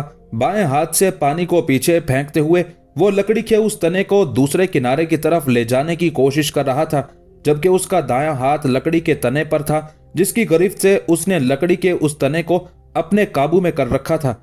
जब किनारे से ताकुब करने वालों ने तीर अंदाजी की तो कई तीर शहाबुद्दीन के बाजू पर और खासा बड़ा तीर उसके हाथ में से होता हुआ लकड़ी के अंदर पैवस्त हो गया था। बाजू और हाथ के अंदर लगने वाले उन तीरों की शहाबुद्दीन ने कोई परवाह ना की। तीर सिर्फ उसके हाथ और बाजू पर लगे थे। अपना सर और जिस्म का दूसरा हिस्सा उसने लकड़ी के तने की ओट में कर लिया था, जिसकी बिना पर जिस्म के दूसरे हिस्से तीर अंदाजी से महफूज रहे थे। ताकुब करने वाले बराबर तीर अंदाजी कर रहे थे, जबकि शहाबुद्दीन अपनी जान बचाने और दूसरे किनारे पर पहुंचने के लिए तगोदो कर रहा था। बाएं हाथ की पूरी ताकत और कुव्वत से पानी को एक तरफ धकेलते हुए वो लकड़ी के तने को दूसरे किनारे पर ले जाने की कोशिश कर रहा था। ताकुब करने वाले कुछ देर तक तीर अंदाजी करते रहे, यहां तक कि वो मायूस हो गए, इसलिए कि उन्हें अब दरिया के पाट के साथ साथ अपने घोड़ों को वापस दौड़ाना पड़ रहा था। और साथ ही जूं जूं वो आगे बढ़ रहे थे, तू शहाबुद्दीन दरिया में आगे जा रहा था, जिसके नतीजे में वो उस पर सही तीर अंदाजी न कर पा रहे थे। आखिर शहाबुद्दीन ने लकड़ी के उस तने के जरिए दरिया के आधे पाट को अबूर कर लिया। तब ताकुब करने वाले मायूस हो गए और बेपनाह गम और दुख का इजहार करते हुए वापस चले गए। दूसरी तरफ शहाबुद्दीन अब ताकुब करने वालों की तरफ से बेफिक्र सा हो गया था।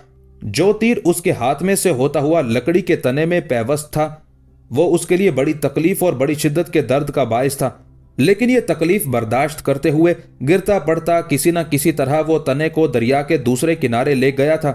उसका घोड़ा भी उसके करीब करीब ही था और वो भी दूसरे किनारे जा पहुंचा था। घोड़ा किनारे पर चढ़कर खड़ा हो गया।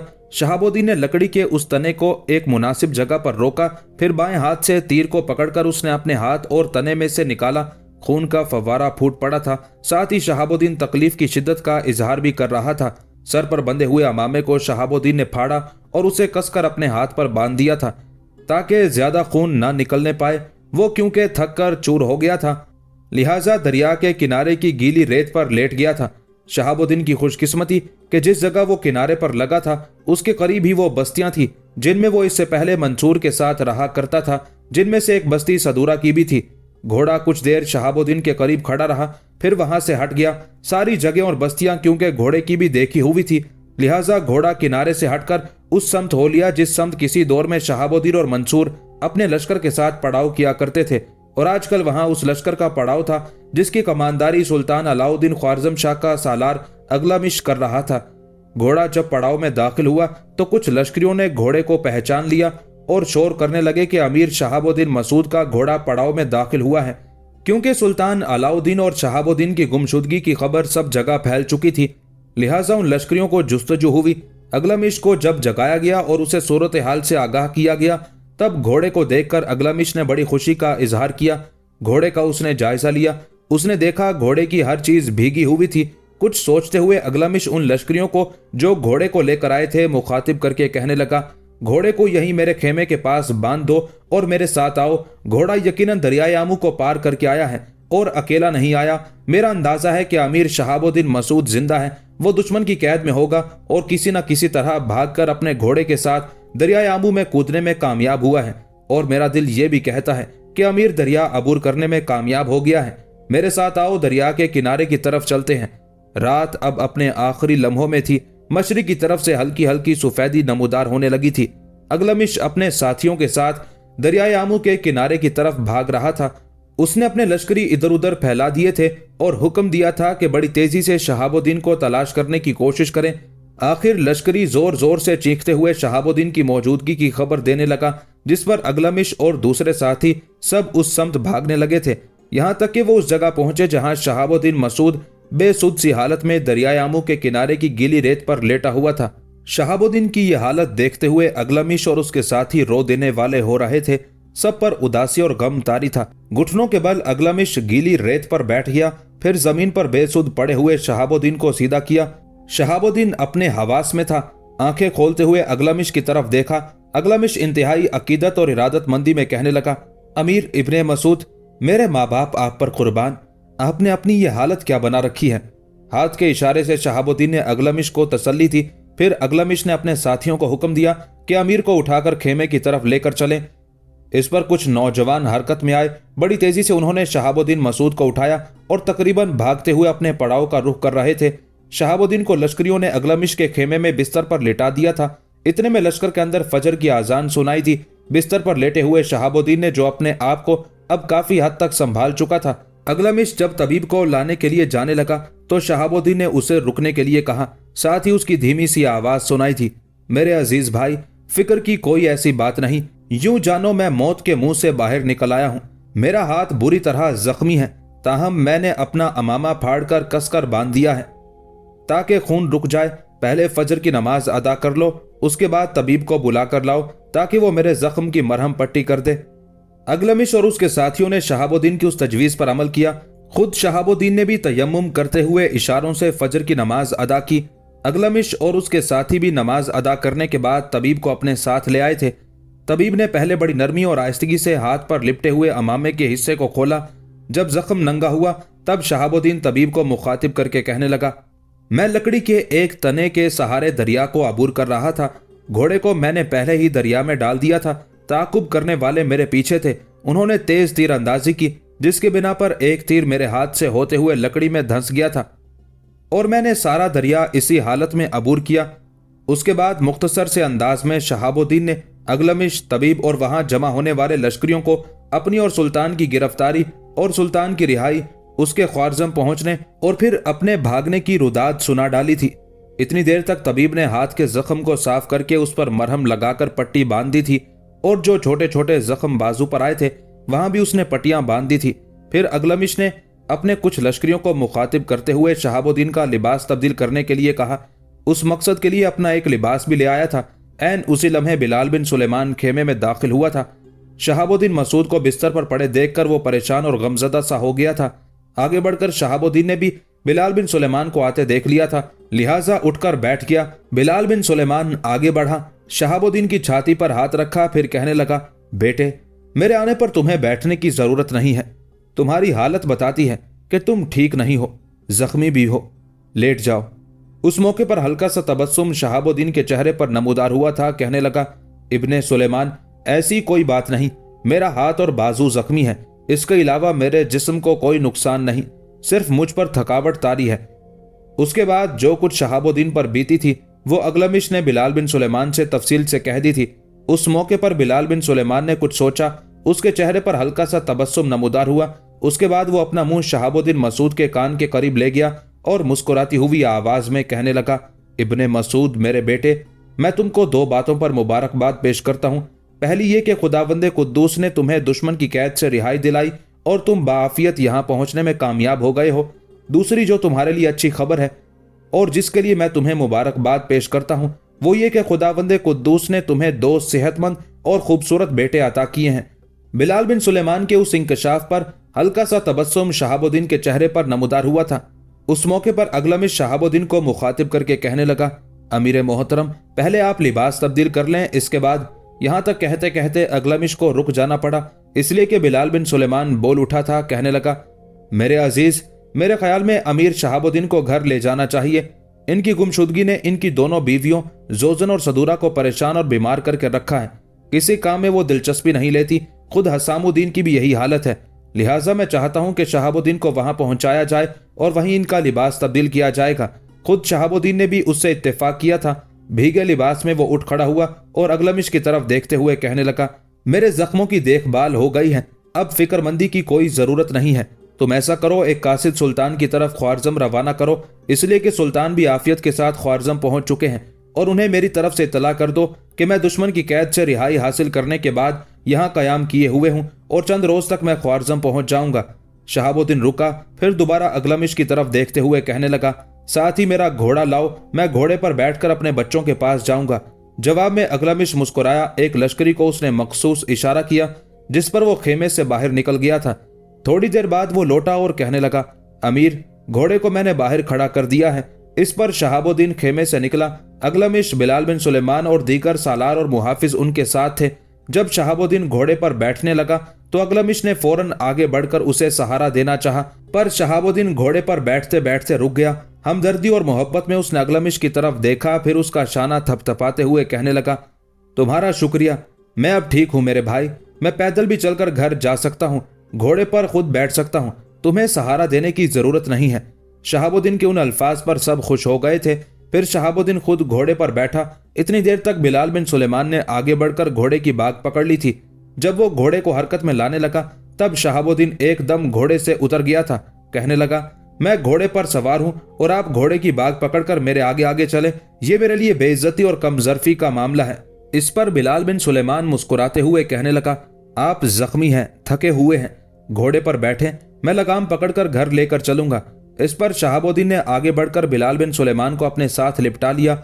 इब्ने सुलेमान, ये कैसे हो सकता है कि मैं घोड़े पर सवार हूं और आप घोड़े की बाग पकड़कर आगे आगे चले? आप बेफिक्र रहें, अब मैं ना थकावट महसूस कर रहा हूं और ना ही मेरे जख्म मेरे लिए तकलीफ दे हैं। बाजुओं के जख्म कोई इतने बड़े नहीं थे, हाथ का जख्म था, लेकिन उसकी मरहम पट्टी हो जाने के बाद मैं उसमें भी बिल्कुल सुकून महसूस कर रहा हूं। चलें, दोनों पैदल ही चलते हैं। उसके साथ ही शहाबुद्दीन और बिलाल बिन सुलेमान बस्ती की तरफ रवाना हो लिए थे। थोड़ी देर बाद वो हसामुद्दीन की हवेली के पास पहुंचे। फिर दरवाजे पर बिलाल बिन सुलेमान ने दस्तक दी थी। पहली दस्तक पर दरवाजा खुला। दरवाजा खोलने वाली समारा थी।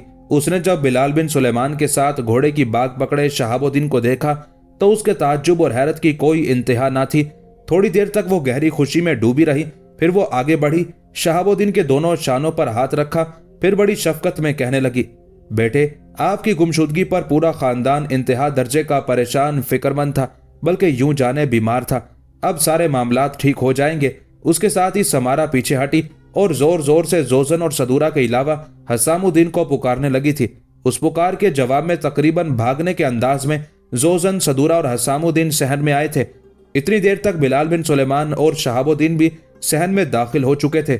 सदूरा, जोजन और हसामुद्दीन बिलाल बिन सुलेमान के साथ शहाबुद्दीन को देखते हुए पहले तो ताज्जुब का इजहार कर रहे थे, फिर उनके चेहरों पर जो खुशियों और तमानियत के आसार फैले हुए थे उनकी कोई इंतहा ना थी। सबसे पहले हसामुद्दीन भागा, आगे बढ़कर उसने शहाबुद्दीन को अपने साथ लिपटा लिया था। उतनी देर तक एक साथ भागते हुए जोजन और सदूरा ने आगे बढ़कर बड़े प्यारे अंदाज में शहाबुद्दीन के शानों पर हाथ रख दिए थे। फिर सब अलहदा हुए, यहां तक कि हसामुद्दीन शहाबुद्दीन को मुखातिब करते हुए इंतहा दर्जे की खुशी का इजहार करते हुए कहने लगा, शहाबुद्दीन मेरे बेटे, मैं समझता हूं जिस कदर मैंने जिंदगी गुजारी है, मेरी इस जिंदगी का आज ये सबसे ज्यादा खुशी या यूं जानो खुशखबरी और इंतहा दर्जे की तमानियत का दिन है। मैं बता नहीं सकता कि तुम्हारी आमद पर मैं किस कदर खुशी और मुसर्रत महसूस कर रहा हूं।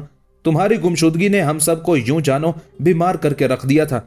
इतनी देर में समारा हरकत में आई, घोड़े को पकड़कर अस्तबल में बांध दिया था, उसकी जीन दहाना उतारकर उसके आगे चारा डाल दिया था। सबसे पहले जोजन और सदूरा दोनों हरकत में आई।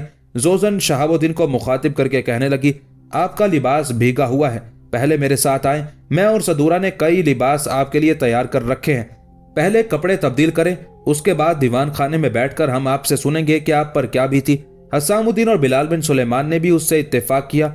वो दोनों दीवान खाने की तरफ चले गए थे। जोजन और सदूरा दोनों शहाबुद्दीन का हाथ पकड़कर सामने वाले कमरे में ले गई। वहां झूलों के अंदर दोनों बच्चे गहरी नींद सोए हुए थे। शहाबुद्दीन मुस्कुराते हुए उनकी तरफ बढ़ा। पहले दोनों को जी भर के उसने प्यार किया। फिर जोजन शहाबुद्दीन का एक लिबास ले आई। शहाबुद्दीन ने पहले लिबास तब्दील किया, उसके बाद तीनों दीवान खाने की तरफ गए। उतनी देर तक समारा भी वहां आई थी। फिर शहाबुद्दीन उन्हें अपनी गिरफ्तारी, फिर सुल्तान की रिहाई, उसके बाद वहां से भागने, दरियाए आमू अबूर करने की, तीरों से हाथ जख्मी होने, फिर अगलमिश के पास पहुंचने की सारी रुदात तफसील के साथ सुना रहा था। गौर खान के हाथों हजीमत और शिकस्त उठाने के बाद बज़ाहिर सुल्तान अलाउद्दीन ख्वारज़म शाह बिल्कुल खामोश और मुतमईन रहा। उसकी हालत से यूं लगता था जैसे उसने गौर खान के हाथों शिकस्त को कबूल कर लिया हो। ताहम अंदर ही अंदर वो अपनी अस्करी तैयारियों को अपने अरूज पे ले आया था।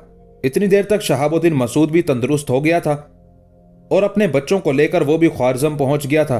ख्वारज़म में बज़ाहिर खामोशी थी। अंदरूने खाना सुल्तान अलाउद्दीन ख्वारज़म शाह शिकस्त का भयानक इंतकाम गौर खान से लेने के लिए वसी तैयारियों में मसरूफ था। अपनी खामोशी को बरकरार रखने के लिए उसने सबसे पहले हिरात का रुख किया। हिरात में सुल्तान का जानिसार और वफादार सालार अमीनुद्दीन अबू बकर अभी तक सुल्तान के हुक्म के मुताबिक अपने हिस्से के लश्कर के साथ वहीं पड़ाव किए हुए था। यहां तक कि सुल्तान भी एक लश्कर लेकर वहां पहुंच गया।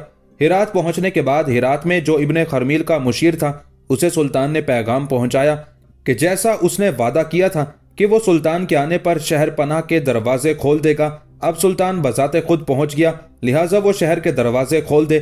लेकिन मुशीर ने ऐसा करने से इनकार कर दिया और साफ साफ कह दिया, चूंकि सुल्तान की वादा खिलाफी ज़रबुल मसल की हैसियत रखती है, इसलिए लड़कर मरना इससे कहीं बेहतर है कि मैं सुल्तान की चिकनी चुपड़ी बातों पर एतबार करके खुद मौत को आवाज दूं। उस मुशीर का यह जवाब सुनकर सुल्तान बड़ा बरहम और गजबनाक हुआ। मुशीर अपनी जगह मुतमईन था कि सुल्तान शहर को बजोरे शमशीर फतह नहीं कर पाएगा, इसलिए कि शहर के बाहर नाकाबिले अबूर खंदकें थीं। खंदक के बाद 4 इंतहाई मजबूत और मुस्तहकम फसीलें थीं जिन्हें अबूर करना आसान काम ना था। लेकिन सुल्तान अलाउद्दीन ख्वारज़म शाह ने बड़ी शिद्दत के साथ शहर का मुहासरा कर लिया। दूसरी तरफ मुशीर भी अपनी बात पर चट्टान की तरह डटा रहा। वो शायद यही ख्याल किए हुए था कि मुहासरा जब तूल पकड़ेगा तो सुल्तान अपने लश्करियों के तंग आने पर वापस जाने पर मजबूर हो जाएगा, लेकिन सुल्तान ने ऐसा नहीं किया। अब सुल्तान ने एक और जंगी चाल चली। मुशीर से राब्ता कायम करना उसने बिल्कुल मुनक़ते कर दिया और उसने बराह रास्त हिरात के सरकर्दा लोगों के साथ राब्ता करना शुरू कर दिया। मुशीर उस अमल से कतन गाफिल था। उसको यही उम्मीद थी कि सुल्तान शहर फतह नहीं कर पाएगा, लेकिन जब सुल्तान ने उसको नजरअंदाज करके बराह रास्त शहर वालों से राब्ते शुरू कर दिए तो सुल्तान को पता चला कि मुहासरे के हाथों अहले शहर की भी जान पर बनी हुई है। चूंकि सुल्तान अलाउद्दीन के लश्कर की वहां मौजूदगी की वजह से अहले शहर का तमाम बैरूनी दुनिया से राब्ता मुनक़ते हो चुका था, इसलिए खाने पीने की चीज़ों का कहत शुरू हो गया था। वो दाने दाने को तरसने लगे थे। जब अहले शहर के इस्तराब और बेचैनी की इत्तला मुशीर को हुई तो उसने ऐसे तमाम अनासिर को जिनसे उसे फसाद, बगावत और सरकशी का अंदेशा था, गिरफ्तार करके जिंदान में डाल दिया था। लेकिन उसकी उस हरकत ने आग पर तेल का काम किया। जब उसने कुछ सरकर्दा लोगों को जिंदान में डाल दिया तब उनके लवाहिकीन और उनके हिमायती उठ खड़े हुए। इस तरह आम लोगों के जज्बात भी भड़क उठे। उन्होंने बगावत कर दी। सुल्तान अलाउद्दीन ख्वारज़म शाह उसी मौके की ताक में था। चुनाचे उस सूरत हाल से फायदा उठाते हुए उसने हिरात शहर पर हल्ला बोल दिया। अहले शहर मुशीर से तंग तो थे ही, फिर उन्होंने सुल्तान के साथ राब्ता भी कायम कर लिया था, लिहाजा उन्होंने शहर पनाह के दरवाजे खोल दिए। इस तरह शहर सुल्तान के हाथों फतह हो गया। मुशीर मौसूफ को पकड़ा गया। जब उसे सुल्तान के सामने लाया गया कि उसे कत्ल कर दिया जाए, उसके बरक्स और खिलाफ तवक्को सुल्तान ने अहले शहर से कोई तारुज न किया। हेरात को फतह करने के बाद सुल्तान अलाउद्दीन ख्वारज़म शाह ने अपने मामू अमीर मलिक को शहर का नाजिम मुकर्रर किया और उसे हुक्म दिया कि वो गयासुद्दीन महमूद और अली शाह को उनके किए की सजा दे, इसलिए कि सुल्तान के भाई ताजुद्दीन ने एक तरह से बगावत करके सुल्तान की दिल शिकनी की थी। सुल्तान की गुमशुदगी में उसने अपने नाम का खुतबा जारी कर दिया था। जब सुल्तान कैद से रिहाई पाकर वापस आया तो वो गयासुद्दीन की तरफ भाग गया था। दूसरी तरफ उसका सालार कज़तक अली शाह के यहाँ जाकर पनाह लेने पर मजबूर हुआ था, लिहाजा सुल्तान ने अपने मामू को हुक्म दिया कि उन दोनों को उनके किए की सजा दे। चुनाचे सुल्तान के मामू अमीर मलिक ने गयासुद्दीन महमूद और अली शाह दोनों को सुल्तान की उस नाराजगी की इत्तला दी और मशवरा दिया कि बेहतर होगा मामले को तूल देने की बजाय खुद को सुल्तान के हवाले करते। चुनाचे उन्होंने इस शर्त पर कि उन्हें जान की अमान दी जाए अपने आप को अमीर मलिक के हवाले कर दिया और उसने उन्हें ख्वारज़म भेज दिया। ख्वारज़म शाह ने उन्हें हिजरी 607 में कत्ल करा दिया।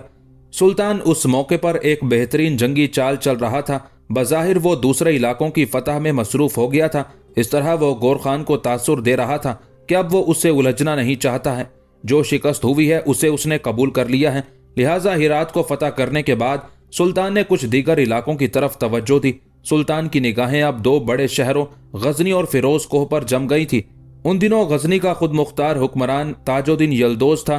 चूंकि उन दोनों शहरों को फतह करने की जिम्मेदारी सुल्तान ने अपने मामू अमीर मलिक के सपुर्द की थी, लिहाजा अमीर मलिक ने ताजुद्दीन यल्दोज को मशवरा दिया कि वो गजनी का इलाका ख्वारज़म की कलमरो में शामिल करके सुल्तान की सयादत को कबूल कर ले। अमीर मलिक का ये पैगाम जब ताजुद्दीन यल्दोज को मिला तो उसने अपने उमरा और सालारों से उस सिलसिले में मशवरा करने के बाद अमीर मलिक की बात मान ली। उसने कुछ तहाइफ सुल्तान की खिदमत में रवाना किए और गजनी में उसने सुल्तान के नाम का खुतबा जारी कर दिया था। इस तरह ताजुद्दीन ने एक तरह से सुल्तान को मुतमईन भी कर दिया था और गजनी पर अपनी हुकूमत भी कायम रखी थी। लेकिन इसी दौरान ताजुद्दीन की बदकिस्मती सामने आ गई। हुआ यूं कि एक दफा ताजुद्दीन यल्दोज हस्बे मामूल शिकार के लिए गया और अपने एक सालार कुतलक को अपनी गैर मौजूदगी में अपना नायब मुकर्रर कर गया था। यह कुतलक सुल्तान शहाबुद्दीन गोरी के अहद से उसका रफीक कार चला आ रहा था। उसे अपना कायम मकाम बनाकर वो बड़े मुतमईन अंदाज में शिकार के लिए निकल गया, लेकिन ताजुद्दीन की उस गैर हाजिरी से कुतलक ने फायदा उठाया। सुल्तान अलाउद्दीन ख्वारज़म शाह ने उस वक्त तक हिरात में ही कायम किया हुआ था। चुनाचे उसने हिरात में सुल्तान से राब्ता कायम किया और सुल्तान को शहर पर कब्जे की दावत दी। सुल्तान ने दावत कबूल कर ली, लिहाजा बर्क रफ्तारी से सुल्तान हरकत में आया और गजनी शहर पर उसने कब्जा कर लिया। ताजुद्दीन यल्दोज जो शिकार के लिए गया हुआ था, उसे जब खबर हुई कि गजनी शहर पर सुल्तान अलाउद्दीन ख्वारज़म शाह का कब्जा हो गया है तो वो लाहौर की तरफ भाग गया था। गजनी पर कब्जा करने के बाद सुल्तान अलाउद्दीन ख्वारज़म शाह ने कुतलक को तलब किया। वही कुतलक जिसने ताजुद्दीन यल्दोज की गैर मौजूदगी में गजनी शहर सुल्तान के हवाले किया था। कुतलक जब सुल्तान के सामने आया तो सुल्तान ने उसे मुखातिब करके पूछा, ताजुद्दीन से तुम्हारे कैसे ताल्लुकात थे? उस मौके पर कुतलक बड़ा खुश, बड़ा मुतमईन था। वो अपने जहन में ये बात लिए हुए था कि उसने चूंकि गजनी शहर सुल्तान के हवाले कराने में मदद की है, लिहाजा सुल्तान उसे खूब नवाजेगा। चुनाचे जब सुल्तान ने उससे सवाल किया कि ताजुद्दीन के साथ उसके ताल्लुकात कैसे थे, तो उसने बड़ी खुशी का इजहार करते हुए कहना शुरू किया, सुल्तान मोहतरम, हमारे ताल्लुकात बिल्कुल बिरादराना नौयत के थे। ताजुद्दीन की आदत थी कि वो साल में सिर्फ 4 महीने गजनी में कयाम करता था, बाकी वक्त सैरो तफरी और शिकार में गुजारता था। उसकी गैर मौजूदगी में वही सरबराह हुकूमत होता था, बल्कि उसकी मौजूदगी में भी नज़्मो नस्क का सारा निज़ाम मेरे ही हाथ में होता था। कुतलक का ये जवाब सुनकर सुल्तान ने उसे मुखातिब करके कहा, जब तुम अपने दोस्त, रफ़ीक कार, मोहसिन और मुरब्बी के साथ वफा ना कर सके तो मैं तुम पर कैसे एतबार कर सकता हूँ? यह कहकर सुल्तान ने उसे गद्दारी के जुर्म में कत्ल करा दिया और गजनी का हाकिम उसने अपने बेटे जलालुद्दीन को मुकर्रर कर दिया था। अब सुल्तान ने कुछ कोहिस्तानी इलाकों की तरफ तवज्जो दी। ये इलाके सुल्तान से पहले उसके बाप ने फतह करके अपनी सल्तनत में शामिल किए थे। जिन दिनों सुल्तान अलाउद्दीन ख्वारज़म शाह घोरियों और तुर्कान खिता के खिलाफ लड़ाइयों में मसरूफ था, तो ये इलाके सुल्तान के हाथ से निकल गए थे और एक शख्स मुजफ्फरुद्दीन उज़्बक उन इलाकों पर कब्जा करके वहां का हाकिम बन बैठा था। उन इलाकों में ज्यादा अहम आज़रबाईजान, इस्फहान और हमदान के इलाकों के अलावा कुछ दूसरे पहाड़ी इलाके भी शामिल थे। उन सारे इलाकों के लोगों को खबर हुई कि सुल्तान अलाउद्दीन ख्वारज़म शाह ने घोरियों के जाननशीनों का सफाया करके उनके मरकजी शहर के अलावा इर्द गिर्द के इलाकों को अपनी कलमरों में शामिल कर लिया है, तो वो हवा के रुख को समझ गए और सुल्तान के हमलावर होने का खौफ उन पर तारी हो गया। चुनाचे उन्होंने अपने हाकिम मुजफ्फरुद्दीन उज़्बक से कता ताल्लुक करके अपने इलाकों में सुल्तान अलाउद्दीन ख्वारज़म शाह के नाम का खुतबा पढ़ना शुरू कर दिया। ये सूरत हाल मुकम्मल तौर पर सुल्तान अलाउद्दीन ख्वारज़म शाह के हाथ में थी। चुनाचे उस मौके पर सुल्तान ने एक और कदम उठाया। शुरू में जब गौर खान के लश्करियों की तरफ से दरियाए आमू के बाएं किनारे के इलाकों पर सुल्तान को हमले का खतरा होता था, तो सुल्तान ने पहले उन इलाकों की हिफाजत के लिए शहाबुद्दीन और मंसूर को भेजा था। बाद में वहां अगलमिश को मुकर्रर किया गया था। अब सुल्तान ने न सिर्फ अगलमिश को वहां से वापस बुला लिया, बल्कि जो लश्कर वहां था उसे भी ख्वारज़म बुला लिया था, इसलिए कि वहां उसे किसी लश्कर की जरूरत न थी। वहां अब गौर खान के लश्करी हमलावर न होते थे। जब आज़रबाईजान, इस्फहान और हमदान के लोगों ने अपनी किस्मत मुजफ्फरुद्दीन से मुनक़ते करके सुल्तान के साथ वाबस्ता कर ली, तब सुल्तान ने अपने उसी सालार अगलमिश को उन इलाकों का हाकिम मुकर्रर कर दिया था। लेकिन अगलमिश की बदकिस्मती कि एक फिदाई ने खुफिया तौर पर उस पर हमलावर होकर उसका खात्मा कर दिया। चुनाचे साबिका हाकिम मुजफ्फरुद्दीन उज़्बक फिर हरकत में आया। उसने चाहा कि जिन इलाकों पर वो पहले हाकिम था उन पर दोबारा तसल्लुत कायम कर ले। इसी दौरान साद बिन जंगी नाम का एक और शख्स भी उन इलाकों पर तमा की नजर डालने लगा था। ये साद बिन जंगी शिराज का हाकिम था, चुनाचे वो भी उन इलाकों की तरफ बढ़ा। इस्फहान पर तो मुजफ्फरुद्दीन उज़्बक ने कब्जा कर लिया, जबकि साद बिन जंगी रे, कज़वीन और सिमनान के इलाकों पर काबिज हो गया। अपने सालार अगलमिश के मारे जाने और उन इलाकों के हाथ से निकल जाने की खबर मिली, तब सुल्तान अलाउद्दीन बड़ा बरहम और गजबनाक हुआ। चुनाचे 1 लाख का लश्कर लेकर वो अपने इलाके वापस लेने के लिए रवाना हुआ। इस बार उसके लश्कर में सारे बड़े बड़े सालार शामिल थे, शहाबुद्दीन, मंसूर, अमीनुद्दीन, अबू बकर। ये जरार लश्कर लेकर सुल्तान सबसे पहले कौस के मकाम पर पहुंचा। दोनों मुत्तहिद दुश्मनों से टकराव हुआ। पहले खौफनाक जंग हुई, लेकिन जब सुल्तान के लश्कर ने तेज हमले करने शुरू किए तो दुश्मन ऐसे बदहवास हुए कि घबराहट में हाथ पांव फूल गए। सुल्तान ने दुश्मन को बदतरीन शिकस्त दी और जिन लोगों ने उसके इलाकों पर कब्जा किया था, जंग के दौरान उन्हें गिरफ्तार कर लिया गया। लेकिन जब उन्होंने जो तकसीर उनसे सरजद हुई थी उसकी माफी सुल्तान से मांग ली, सुल्तान ने दरगुजर से काम लेते हुए उन्हें माफ कर दिया और उन इलाकों पर उनकी हुकूमत बरकरार रखी। चूंकि साद बिन जंगी को शिकस्त हुई थी और उनके माफी मांगने पर सुल्तान ने उसे माफ भी कर दिया था, लेकिन साद बिन जंगी के बेटे ने उसे अपने बाप की कम हिम्मती ख्याल करते हुए, बाप से नाराजगी का इजहार करते हुए उन इलाकों पर जिन पर उसका बाप हुक्मरान हुआ करता था वहां अपनी जाननशीनी का ऐलान करके और बाप को माजूल करके अताबिक का लकब इख्तियार करके वहां अपनी खुद मुख्तार हुकूमत का ऐलान कर दिया था। अपनी हुकूमत के लिए उसने शिराज को अपना मरकजी शहर बनाया और एक खासा बड़ा लश्कर जमा कर लिया और शिराज शहर के दरवाजे बंद करके महसूर हो गया। ये सूरत हाल सुल्तान के लिए गैर मुतवक्के थी। चुनाचे उसने साद बिन जंगी से वफादारी का अहद लिया, फिर उसे अपने बेटे से निमटने के लिए शिराज की तरफ रवाना किया और उसे एक लश्कर भी मुहैया किया गया। अताबिक, जो अब शिराज का हाकिम था और जिसका असल नाम अबू बकर था, उसे जब खबर हुई कि उसका बाप उसकी तरफ आ रहा है तो वो शहर पनाह के दरवाजे बंद करके इत्मीनान करके बैठ गया। शिराज के नवाह में पहुंचकर साद बिन जंगी ने अपने बेटे अबू बकर को बहुत समझाया कि वो शहर पनाह के दरवाजे खोल दे और शहर सुल्तान के हवाले कर दे, लेकिन उसने अपने बाप की हर इल्तजा पर बात सुनी अनसुनी कर दी। लेकिन इसी अबू बकर की बदकिस्मती के उसके लश्कर में हसामुद्दीन नाम का एक सालार था जो उसके बाप का बड़ा वफादार था। चुनाचे उसने एक दिन शहर पनाह के दरवाजे खोल दिए। अबू बकर को जब उस वाक़े की इत्तला हुई तो अपना लश्कर लेकर निकला, अपने बाप से टकराया। बाप पर उसने तलवार का वार किया, लेकिन उसका वार खाली गया। चुनाचे उसके बाप ने उसे गिरफ्तार करके जिंदान में डाल दिया। मुजफ्फरुद्दीन उज़्बक को सुल्तान ने इस्फहान की हुकूमत पर बरकरार रखा और जब सुल्तान ने उस पर खिराज मुकर्रर करने का इरादा किया तो उज़्बक ने दरख्वास्त की कि अक्सर गुर्जिस्तानी उसके इलाकों पर हमलावर होकर उसकी खड़ी फसलों को तबाह कर देते हैं और उसकी आमदनी में खातिर ख्वाह कमी वाक़ हो जाती है। उसने सुल्तान से यह भी दरख्वास्त की कि अगर गुर्जिस्तानियों के उन हमलों की रोकथाम का सामान किया जाए तो उसके इलाकों में आमदनी में इजाफा हो सकता है और वो बाखुशी खिराज अदा कर सकेगा। सुल्तान ने मुजफ्फरुद्दीन उज़्बक की दरख्वास्त को पजीराई बख्शी। सुल्तान ने तेज रफ्तार कासिद गुर्जिस्तान की तरफ रवाना किए और उन्हें तनबीह की कि ये इलाके अब सब के सब ख्वारज़म शाही कलमरों में शामिल है, इसलिए गुर्जिस्तान आइंदा इन इलाकों में लूट मार से गुरेज करे और अगर उन्होंने ऐसा ना किया तो सुल्तान उन इलाकों से निकलकर गुर्जिस्तानियों के इलाकों में दाखिल होगा और उन्हें वो तबाही और बर्बादी का सामना करना पड़ेगा जो इससे पहले उन्होंने ना देखी होगी। सुल्तान अलाउद्दीन की उस धमकी का खातिर ख्वाह असर हुआ और गुर्जिस्तानियों ने आज़रबाईजान के इलाकों पर हमले बंद कर दिए। इस तरह शादरा, मरजान, हमदान, इस्फहान और दूसरे बहुत से इलाके भी सुल्तान की ममलुकत में शामिल हो गए और सुल्तान की ममलुकत अब पहले से कहीं वसी व अरीज हो गई थी।